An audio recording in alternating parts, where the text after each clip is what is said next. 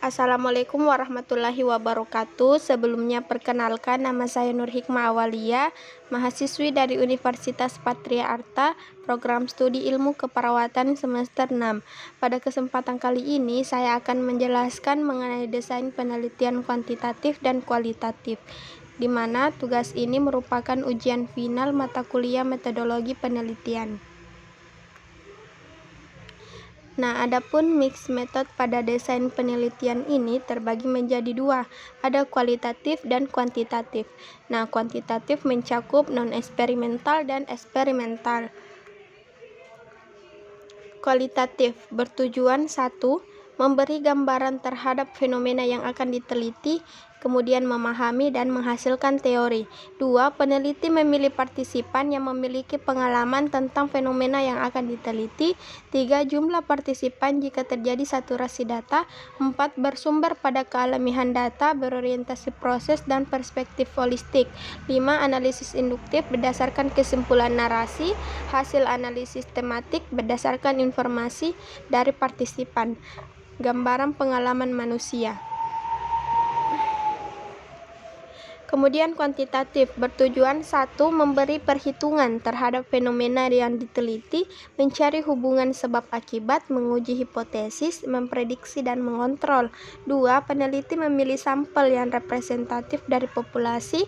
3. Penentuan jumlah sampel dilakukan sebelum mengumpulkan data. 4. Bersumber pada objektivitas data, fokus spesifik, berorientasi produk. 5. Analisis deduktif menggunakan kesimpulan statistik atau angka sebagai dasar peneliti untuk menolak atau menerima hipotesis.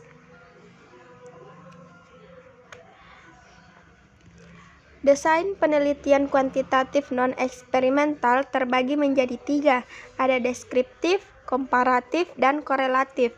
Desain penelitian kuantitatif eksperimental terdiri dari pra-eksperimental, kuasi-eksperimental, random control trial atau RCT. Nah, non-eksperimental adalah jenis metode penelitian yang tidak memiliki variabel bebas, sehingga perihal ini si peneliti berusaha untuk mengamati konteks di mana fenomena itu terjadi dan menganalisisnya untuk memperoleh informasi. Nah, desain penelitian kuantitatif non-eksperimental ini didasari oleh filsafat positif yang menekankan pada fenomena-fenomena objektif dan dikaji secara kuantitatif. Desain penelitian ini dilakukan dengan menggunakan angka-angka, pengolahan statistik, struktur, dan percobaan terkontrol.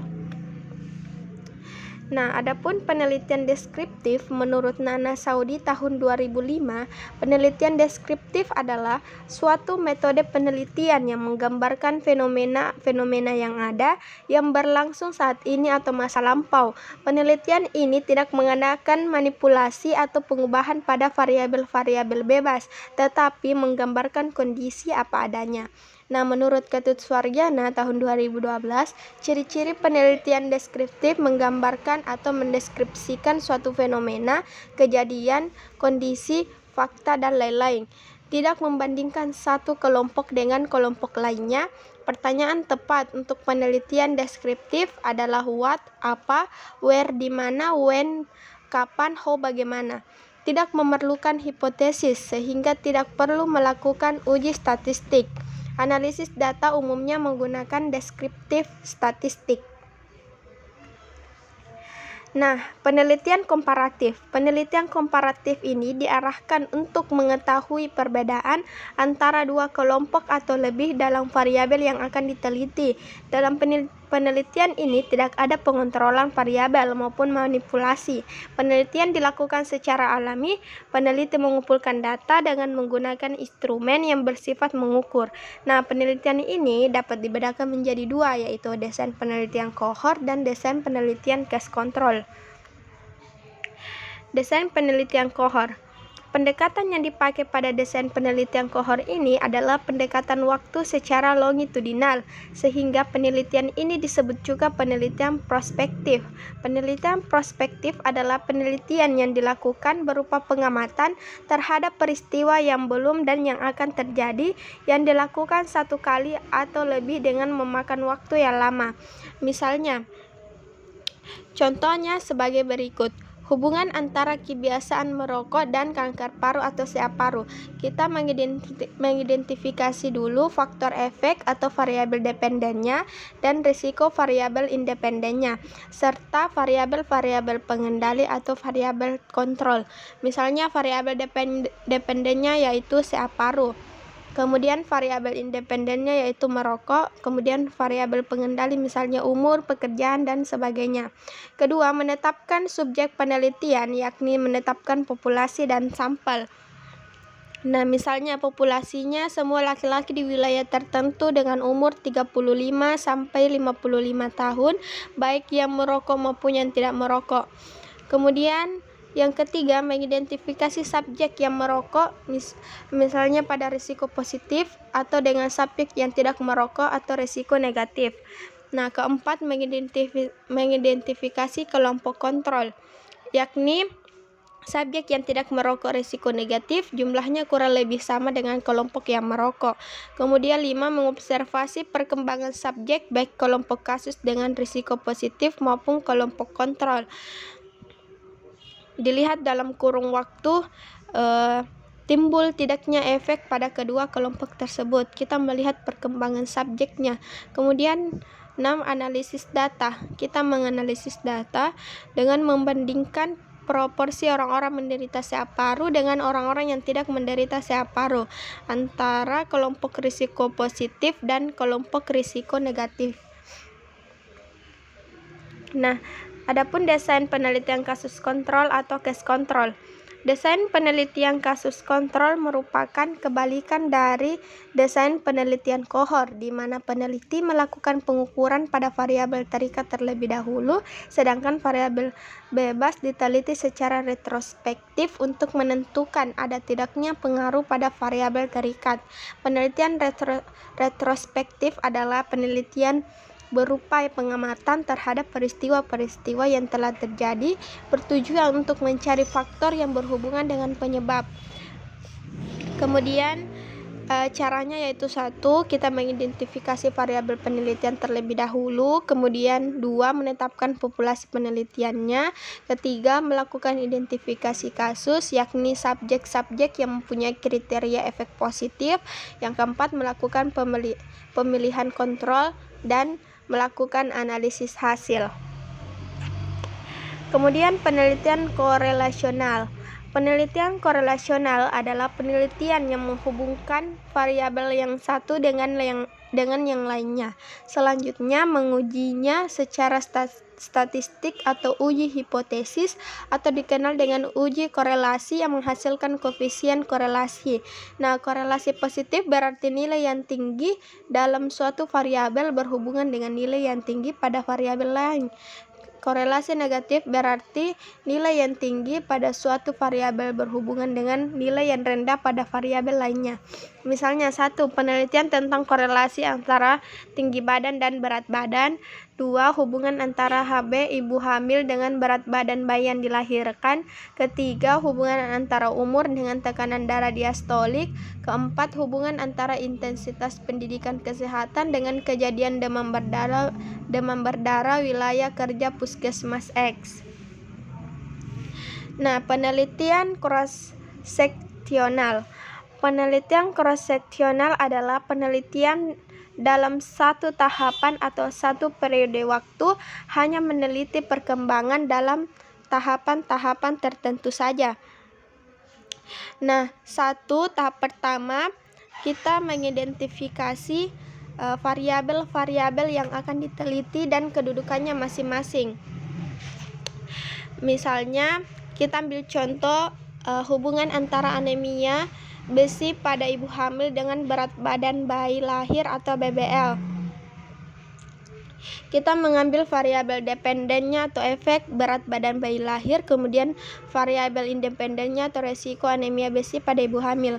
Tahap kedua, menetapkan studi penelitian atau populasi dan sampelnya.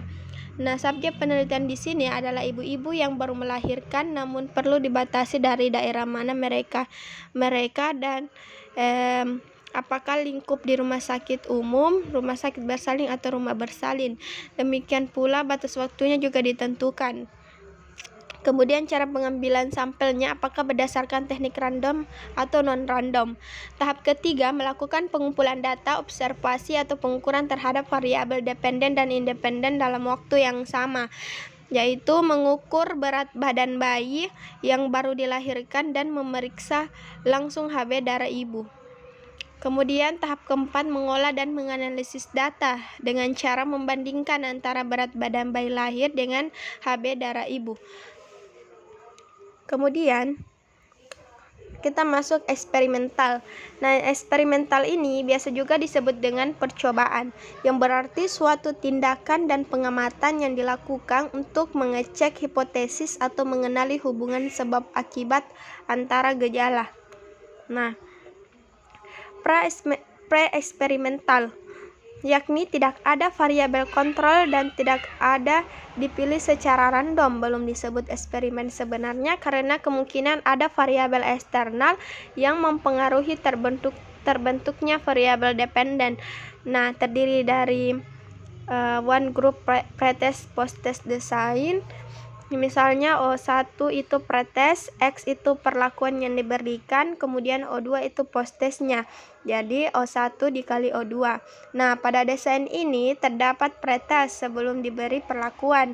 Dengan demikian, hasil perlakuan dapat diketahui lebih akurat karena dapat membandingkan dengan keadaan sebelum diberi perlakuan.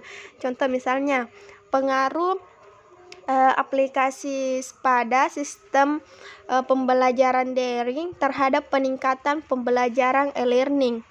Nah, pada contoh kasus tersebut, maka cara yang digunakan adalah memberikan pretest sebelumnya kepada responden tentang pengetahuan SPADA itu seperti apa, kemudian diberikan pelatihan dan pemahaman, dan setelah itu diberikan kembali post-test dengan soal yang sama untuk mengukur kemampuan responden dalam menggunakan SPADA tersebut. Yang kedua yaitu static group. Nah, static group ini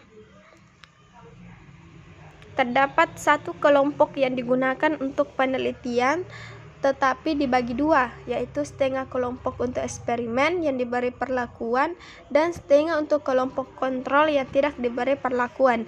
Nah, contohnya misalnya terdapat sekelompok karyawan di bidang produksi yang setengah dalam melaksanakan pekerjaannya menggunakan lampu yang sangat terang. Kita kategorikan dalam O1, dan setengahnya lagi dengan lampu yang kurang terang kita kategorikan ke O2. Nah, setelah beberapa minggu diukur produktivitas kerjanya, kelompok mana yang lebih produktif. Jadi pengaruh cahaya lampu terhadap produktif kerja adalah O1 dan O2. Kemudian kuasi eksperimental. Nah, kuasi eksperimen atau eksperimen semu merupakan metode eksperimen yang tidak memungkinkan peneliti melakukan pengontrolan penuh terhadap variabel dan kondisi eksperimen. Untuk mendukung eksperimen ini menggunakan dua kelompok yang akan dibandingkan dan diambil secara acak atau random sampling. Contohnya misalnya perbandingan prestasi belajar matematika siswa yang menggunakan metode pembelajaran sortir kartu dengan tipe TGT. TGT itu adalah kegiatan pembelajaran yang melibatkan belajar kelompok secara heterogen baik dari latar maupun prestasi akademik dan menempuh permainan game serta turnamen atau kompetisi tersistematis yang akan memberikan skor. Kemudian kelompok pertama dan kelompok kedua menggunakan metode eksperimen yang bertujuan untuk membandingkan prestasi belajar siswa yang menggunakan metode pembelajaran sortir kartu dan metode pembelajaran tipe TGT ini. Nah, yang ketiga random control trial. Nah, RCT ini merupakan metode yang umum dikenal dalam ilmu kesehatan. Metode ini merupakan penelitian komparatif eksperimental terkendali, di mana peneliti memberikan 2 atau lebih intervensi kepada pasien yang digunakan untuk sampel penelitian. Dalam penelitian ilmu kesehatan, RCT biasa digunakan untuk menguji keberhasilan atau efektivitas pengobatan. Selain itu, metode ini juga digunakan untuk menguji keberhasilan dan efektivitas tindakan medis. Bahkan RCT juga digunakan untuk menguji efektivitas peralatan medis. Nah, dibanding metode penelitian yang lain, hasil penelitian yang menggunakan metode desain RCT paling layak untuk dipercaya. Hal ini disebabkan karena dalam prakteknya, RCT mensyaratkan untuk menggunakan sampel manusia pasien yang sesungguhnya dan tidak boleh diganti dengan menggunakan hewan percobaan. Selain itu, model penelitian ini membandingkan kelompok kontrol dan kelompok intervensi dalam realitas yang sesungguhnya. Kemudian contoh penelitian dengan menggunakan desain RCT ini misalnya perbandingan daya guna koloid sebelum dan setelah anestesis spinal. Sampel dalam penelitian ini haruslah pasien rumah sakit yang menjalani anestesis spinal. Pasien tersebut dibagi dalam 2 kelompok. Kelompok pertama diintervensi dengan pemberian koloid sebelum anestesi spinal, dan kelompok kedua diintervensi dengan pemberian koloid sesudah anestesi spinal. Nah, hasil kedua kelompok inilah yang diperbandingkan untuk menilai daya guna. Baik, terima kasih. Itulah penjelasan singkat mengenai desain penelitian kualitatif dan kuantitatif, di mana penelitian kuantitatif ada yang eksperimental dan non eksperimental. Baik, mungkin itu saja, lebih dan kurangnya mohon dimaafkan. Wassalamualaikum warahmatullahi wabarakatuh. Terima kasih.